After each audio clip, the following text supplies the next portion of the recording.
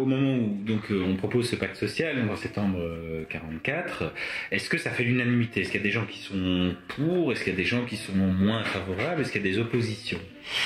Oui, il y a des pour et des contre, des gens qui sont pour et des gens qui sont contre ce pacte.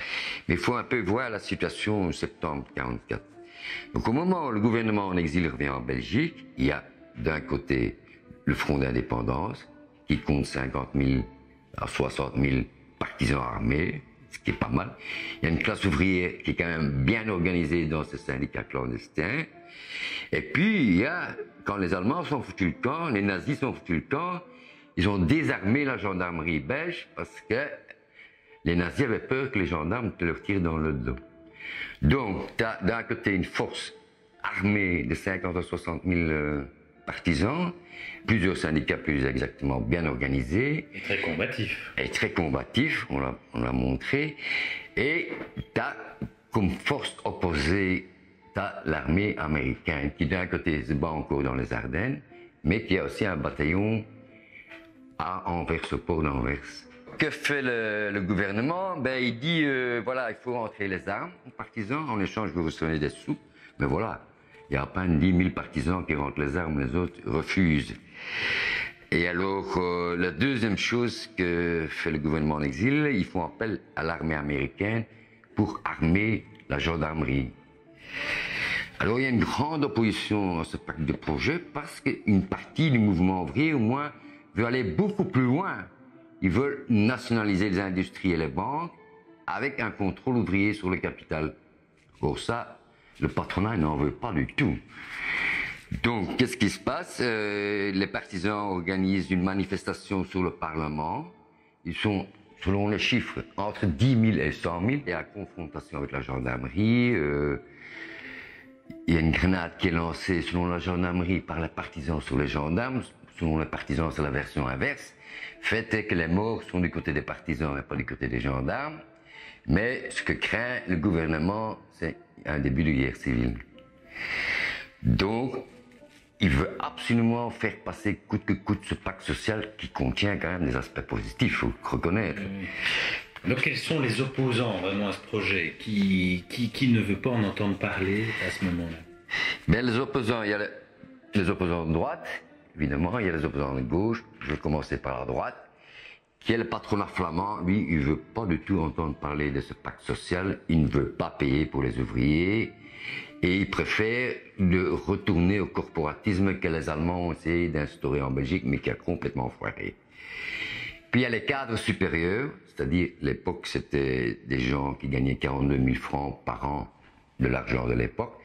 Et eux, ils veulent pas du tout être solidaires avec les ouvriers, ils n'en ont rien à foutre. Donc on aime bien l'égoïsme des cadres.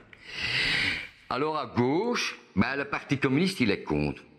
Il dit que, je le cite, l'étatisation des assurances sociales en régime capitaliste équivaut à une augmentation de l'hégémonie du capital. Il faut quand même savoir qu'à l'époque, les communistes, ils sont très puissants. Oui, oui. Il y a beaucoup de syndicats qui sont contre, les syndicats clandestins, par exemple, ils sont tous contre, ils veulent pas entendre parler de l'étatisation. Ils disent, c'est nous qui devons gérer ça, c'est pas à l'État de gérer ces affaires. Hein. Alors il y a aussi, par exemple, le syndicat de la Centrale des Transports, qui est un syndicat très puissant, et qui accuse les dirigeants d'avant-guerre qui ont participé à l'élaboration de ce pacte d'avoir trahi la classe ouvrière. C'est pas rien, hein, sincèrement. Alors il y a ceux qui sont pour, mais... Alors c'est en particulier Auguste Kohl, qui est un dirigeant syndicaliste chrétien d'avant-guerre, mais qui a repris ses fonctions après la libération. Et lui, il dit qu'il est tout à fait pour, excusez-moi, mais, je cite, la cotisation patronale étant en fait un salaire socialisé qui appartient aux travailleurs, c'est donc à eux seuls de gérer les caisses sociales. Ce qui est une position fort intéressante. Mais voilà, qu'est-ce qui se passe? C'est que le gouvernement se rend compte que ce pacte ne passera pas au Parlement. Ils n'ont pas la majorité. Qu'est-ce qu'ils demandent? Les pouvoirs spéciaux, comme d'habitude. Et alors tout le monde accepte les pouvoirs spéciaux, vu la situation très grave. Et le pacte social de 44 passera le 28 décembre, peu après le Nouvel An, Donc alors finalement, est-ce que ce pacte social est un progrès social ou pas? Ben, pour les dirigeants syndicaux d'avant-guerre, qui ont repris leurs fonctions après-guerre, qui sont arrivés à liquider les syndicats clandestins par toutes sortes de manœuvres, pour eux c'est une victoire énorme. Et c'est grâce à eux qu'on a obtenu cette victoire, comme toujours évidemment, alors qu'ils n'ont rien foutu. Pour les patrons, ben, une grande partie des patrons sont contents, parce que les grèves n'arrêtent pas en Wallonie, et les ouvriers revendiquent jusqu'à 60% d'augmentation de salaire. Or, les cotisations patronales, entre guillemets, ça leur coûte moins cher, et en plus, ils ont un contrôle sur cette partie. Tandis que sur le salaire individuel, ils n'ont plus aucun contrôle. Pour les révolutionnaires des années 70, lorsque j'ai fait une première analyse sur la sécurité sociale, on trouvait que c'était plutôt un échec à l'époque. Parce que vu le rapport de force, il y avait un moyen d'aller plus loin.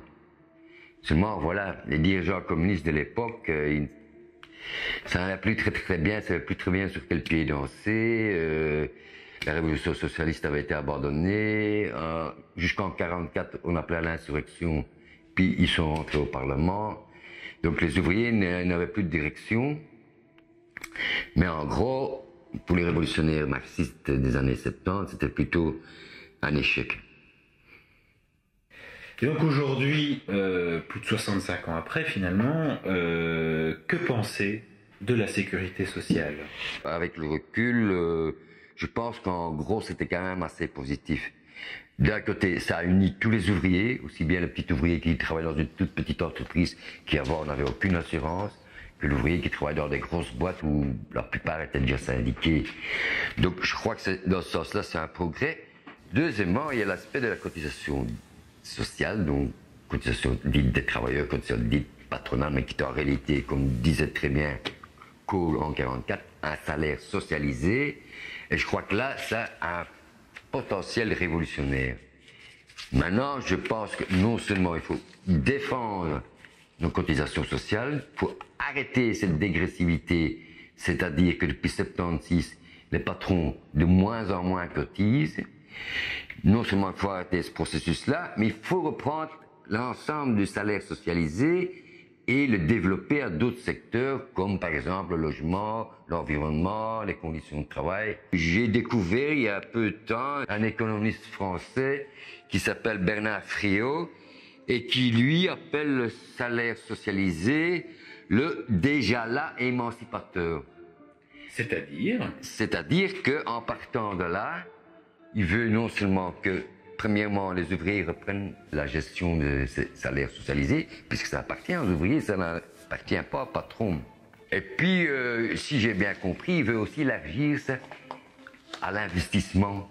Donc les ouvriers décideraient qu'est-ce qu'on investit, comment, etc. C'est un peu ce que les ouvriers revendiquaient avec la nationalisation, le contrôle ouvrier en fait. Tu veux dire que Bernard Friot propose de socialiser l'ensemble du salaire, donc y compris les salaires des travailleurs, donc pas les seules prestations sociales, et qu'en plus, il propose d'étendre cette socialisation aux investissements de l'entreprise. C'est bien ça, oui.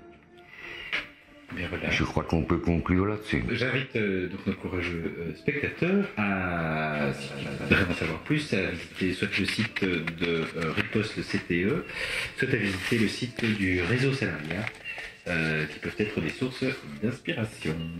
Merci.